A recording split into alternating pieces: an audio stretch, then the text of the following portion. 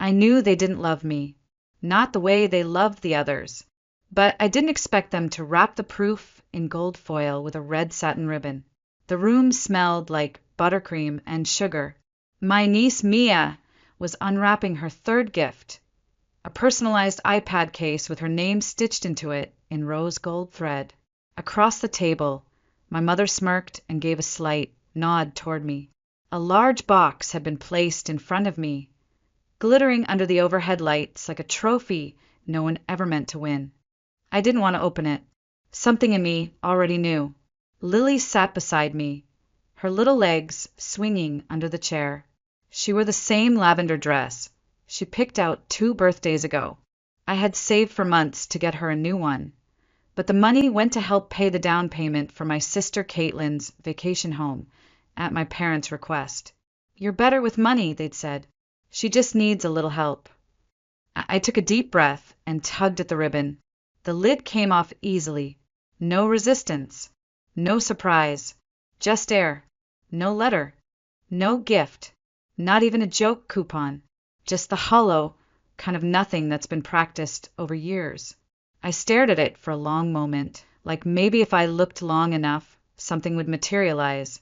But emptiness doesn't grow things. It swallows them. "Mama," Lily whispered, leaning closer. "Did they forget something inside?" Her voice was soft, unsure, like she was afraid the answer would hurt. I didn't look at her right away. I looked up at my mother instead. She was already laughing at something Caitlin had said. Mia shrieked with delight as a pair of Bluetooth headphones appeared in another sparkly box. My father raised his glass with a chuckle and said, "Well, you never really sacrifice for others anyway, Vanessa." The laughter was light, effortless, cruel in its comfort. I closed the box gently.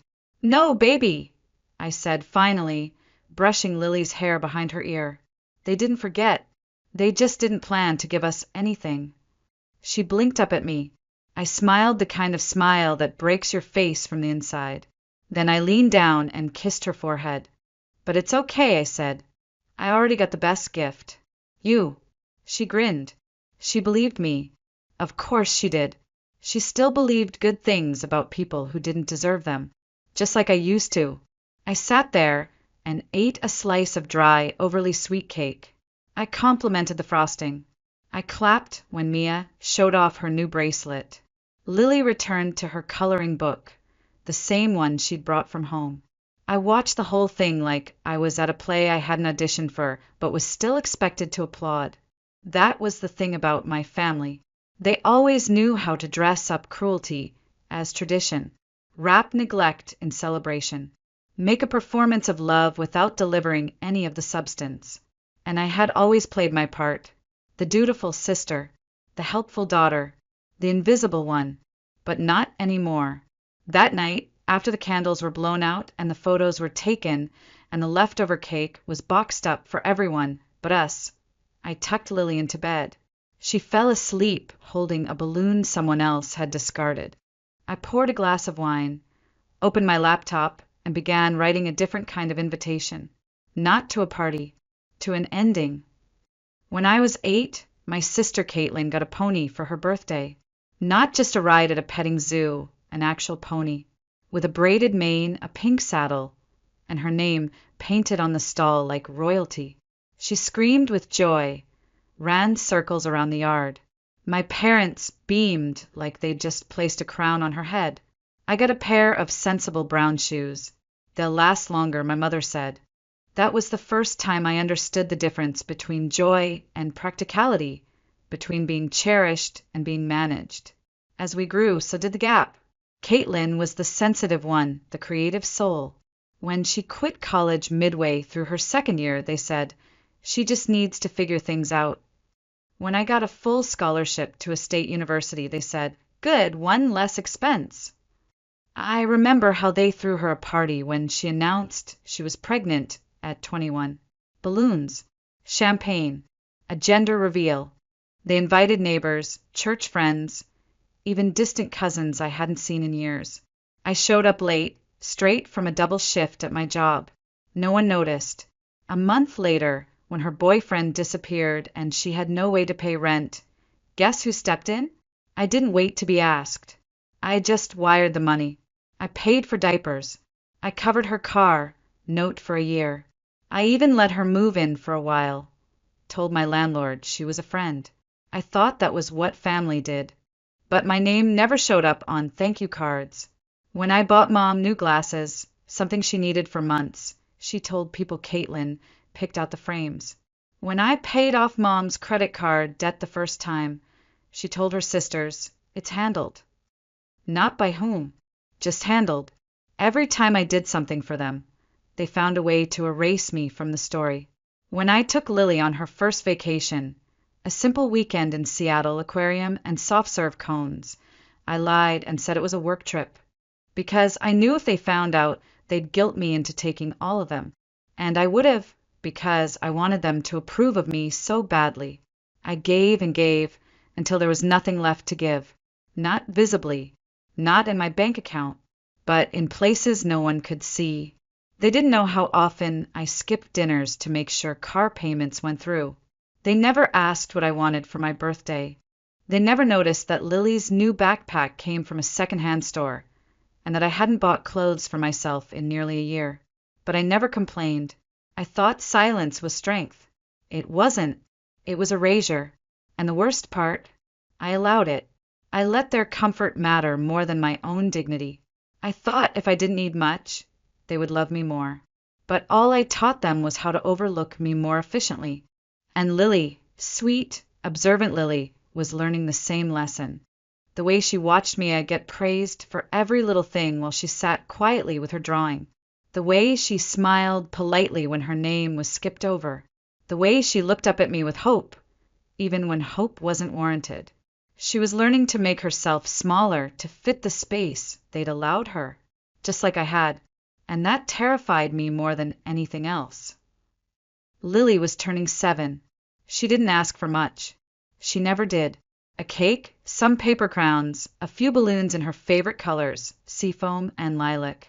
I'd been setting aside bits of money for months, saying no to lattes, doing surveys at night for $5 gift cards, anything to make it happen.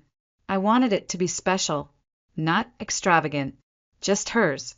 I called my mother, hopeful. Could we host it at your place? Just family. Something simple. She sighed like I'd asked for the moon. Your daughter doesn't need a party, Vanessa. She's not that kind of child. What kind of child is that? I asked. Attention-seeking. Loud. Needy. Lily isn't like that. She's quiet. I swallowed the heat in my chest. Lily was quiet because she'd learned not to expect celebration. Then my mother offered an alternative. Why don't we just combine it with Mia's? She's turning 8 the same week. One party. 2 girls. Equal cake, equal gifts. It'll be lovely. I hesitated. She noticed. It'll be fair this time, I promise. I wanted to believe her, so I said yes. I told Lily we'd celebrate with Grandma and Grandpa, that they were planning something special. Her eyes lit up. She trusted me. She always trusted me. The morning of the party, Lily picked out her lavender dress again. I tried to hide the disappointment in my face. There hadn't been enough left over to buy her a new one. You look beautiful, I said and meant it. At the house, balloons were everywhere. Pink, gold, white. A unicorn piñata hung from the tree. Cupcakes with Mia's initials in cursive sat on a tiered tray. There was a massive cake shaped like a castle with a sugar figurine that looked exactly like Mia on top. I looked around for the second cake, the second name, the equal part. There wasn't one. Lily sat on the porch swing while gifts were handed out. I tried to keep her distracted, pointing out butterflies, complimenting her braids. When it was finally her turn, my mother appeared with a single box, shiny, golden, tied with red ribbon. I already knew, but I didn't want to. I handed it to Lily. She smiled, gently untied the ribbon and opened the lid. Empty. She blinked, looked inside again, like maybe the gift had fallen into a corner. Mama, did they forget something inside? I felt my lungs collapse inside my chest. My vision narrowed. I wanted to scream, to flip the table, to demand they look at her. Really look and see the child they had erased. But I didn't, because I already knew what they'd say. It was a joke. You're too sensitive. Don't make a scene. You always ruin everything. So I did what I'd been trained to do. I smiled. I closed the box and hugged Lily close. "It's okay, baby," I whispered. "I already got the best gift. You." She beamed. They thought I meant it. The rest of the afternoon blurred. Mia danced in circles with her new headphones. Caitlin gushed about how spoiled she was. My father laughed, loud and careless, tossing back a beer and saying, "Well, some kids just aren't built for the spotlight." Lily returned to her coloring book. I sat still, like a statue at someone else's celebration, and said nothing. But something inside me had shifted, quietly, irreversibly. They thought they handed me an empty box, but what they really gave me was permission. That night, after the house went quiet, after Lily drifted to sleep, holding the balloon someone else had dropped, I poured a glass of wine and opened my laptop. The gold box was still sitting on the kitchen counter, empty and mocking. I didn't cry. I didn't scream. I didn't even touch it again. Instead, I began to untie the threads I had spent years quietly weaving to hold this family together. The first knot, the family vacation. We were supposed to go next month. An Airbnb beach house, 2 rental cars, groceries pre-stocked. The trip was already booked. I'd paid for everything under the promise they'd reimburse me in pieces. A lie I'd swallowed for years. I logged in, found the reservation confirmation, and clicked cancel. The full refund landed in my personal account. Then I opened the family group chat. Vacations off. Personal reasons. No one replied. Not a single question.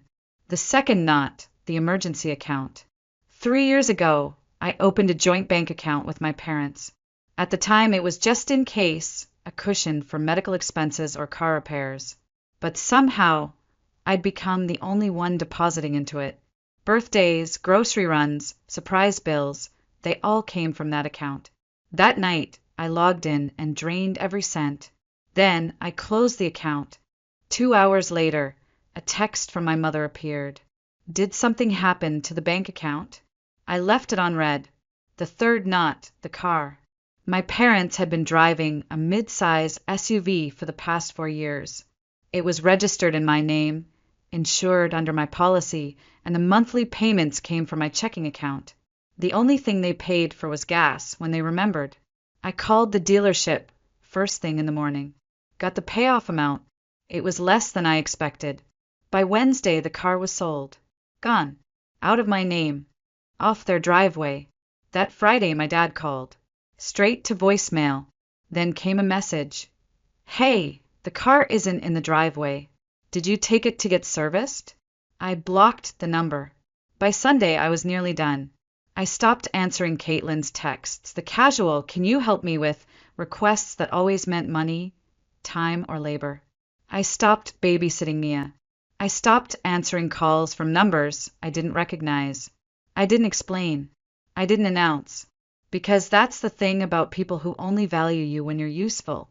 The second you stop giving, they start noticing. Not you. Your absence. The drying well. The missed favor. The gap in the silence where their demands used to land. But I didn't disappear from the world. I became louder in the places that mattered. Lily and I cooked dinner together without interruption. We watched cartoons without checking phones. We took walks in the evening, laughing about nothing and everything. One night, she looked up at me and said, "Mama, you look happier.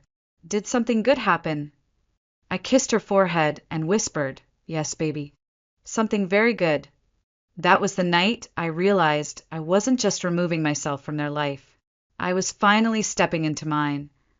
It started like clockwork. Monday morning, 9:42 a.m., a text from Caitlin. "Did you take the car? Mom and Dad are freaking out." I muted the conversation. Then came the emails. My father, The same man who once laughed and said, "I never sacrifice for anyone," was now requesting access to the joint emergency account. Except it wasn't there anymore. Gone. Closed. Emptied. Without a whisper. By Wednesday, my mother sent a voice note, her specialty. Dramatic, breathy, rehearsed like a bad audition. "We're trying to pay the electric bill, and the card isn't working. Vanessa, what's going on?" I listened, poured myself coffee, and said nothing. Then came the cherry on top, Caitlin's Facebook post. Just vague enough to dodge responsibility. Just pointed enough to bait sympathy. It's crazy how one person's decision can leave a whole family struggling. We're all just trying our best. Prayers appreciated. The comments rolled in like tidewater. Stay strong. Some people are just selfish. Is this about Vanessa? I thought she was helping your parents. I didn't comment. I didn't react. I just watched. Watched the panic unfold like a script I'd seen 100 times. Only this time I wasn't in it. I was in the audience. And I wasn't clapping. That Friday, a final message came from my father. No more bravado. No more pride. We're not asking for much. Just help us get through the month. I don't know what's going on with you lately. I stared at the words for a long time. I thought about all the months I got through without their help. The nights I skipped meals so Lily could eat. The mornings I went to work exhausted so my mother wouldn't get a late fee. The weekends I canceled dates, rest, sleep, so I could fill a fridge that didn't belong to me. And not once did they ever ask if I was okay. I typed a reply, just one sentence. "If I'm such a burden, I figured you'd be relieved to be free of me." Then I blocked him. Because here's the truth. People who only love you when you're useful don't know what to do with you when you're whole. And for the first time in years, I wasn't exhausted. I wasn't overdrawn. I wasn't financing the illusion of family anymore. I was just free. Lily and I packed a small overnight bag. We drove 2 hours north to a lakeside cabin I'd booked on a whim. There was no internet, no group chats, no voicemail notifications. Just us. We played board games, drank hot cocoa, built a snow angel in the backyard. As we watched the snow fall from the window, Lily curled up beside me and asked, "Mama, do people get tired of giving too much?" I blinked. "Why do you ask that?" I said. She shrugged. "You used to look tired all the time, but now you look lighter." I hugged her so tightly she squeaked. Then I whispered in her ear, "You'll never have to beg for love." And this time, I wasn't just saying it. I meant it. It was just after midnight when I heard the crying. At first, I thought it came from the unit next door, someone fighting or mourning or drunk. But then the voice cut through the drywall, clear and familiar and shaking. It was my mother. I stood frozen in the living room. Lily asleep on the couch under a fleece blanket. Her cheeks were flushed from the day's snow, her fingers still sticky with cocoa. My mother was on the phone. I couldn't hear the other person, but I didn't need to. Her voice cracked. I don't know what happened. She just shut everything off. A pause. We didn't mean to hurt her. We just didn't think she'd go this far. There it was. We didn't think. Not we didn't love, not we didn't value, just we didn't think. Her voice dropped lower, ragged. Everything's gone. The money, the car, the vacation. It's all gone.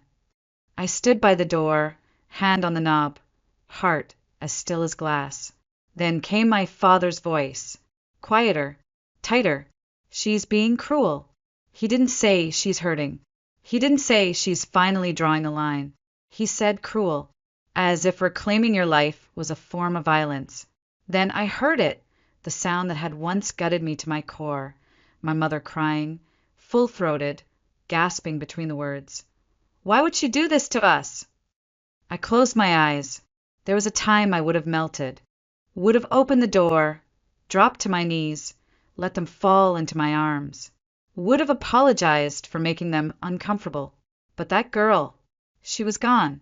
I knocked once. The crying stopped instantly. Then I opened the door just a crack and stepped into the hallway. There she was, slumped at the bottom stair like a ghost of the woman I used to chase approval from. Her phone lay face down on the floor. Her eyes were red, swollen, and for the first time, confused. She looked up at me like I was a stranger, and maybe I was, because this version of me didn't beg, didn't offer explanations, didn't fill in their silence with apologies. I stepped down one stair, just one, just enough to look her in the eye, and said, "Ask your favorite daughter." Her mouth opened, halfway between protest and plea, but I didn't let her finish. I turned around, walked back inside, and closed the door, not in anger, not in spite, in peace, because there's something holy about not needing to yell to be heard. There's something divine in watching people sit in the emptiness they once handed you.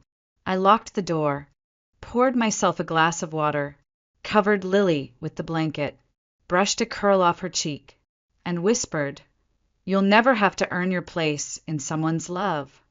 She stirred softly, smiled in her sleep. Outside the door I heard nothing, not even footsteps, just the weight of their realization settling in the silence. The well was dry, the bank was closed, and the daughter they threw away, she wasn't standing there anymore. It's been 3 months since the gold box.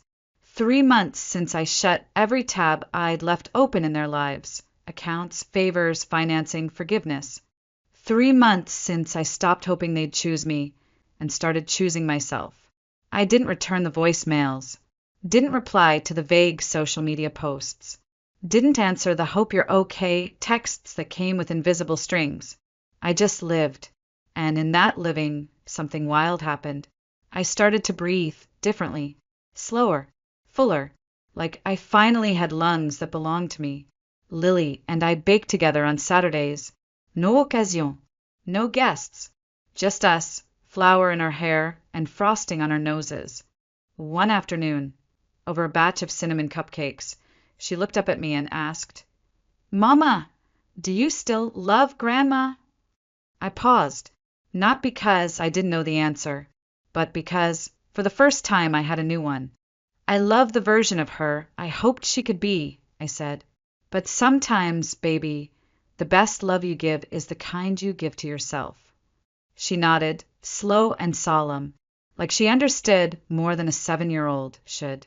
And maybe she did, because she'd seen it all. She saw me exhausted from giving, saw me forgotten in the middle of giving, and now she sees me whole. I used the vacation money they never repaid to take her to a mountain town for spring break.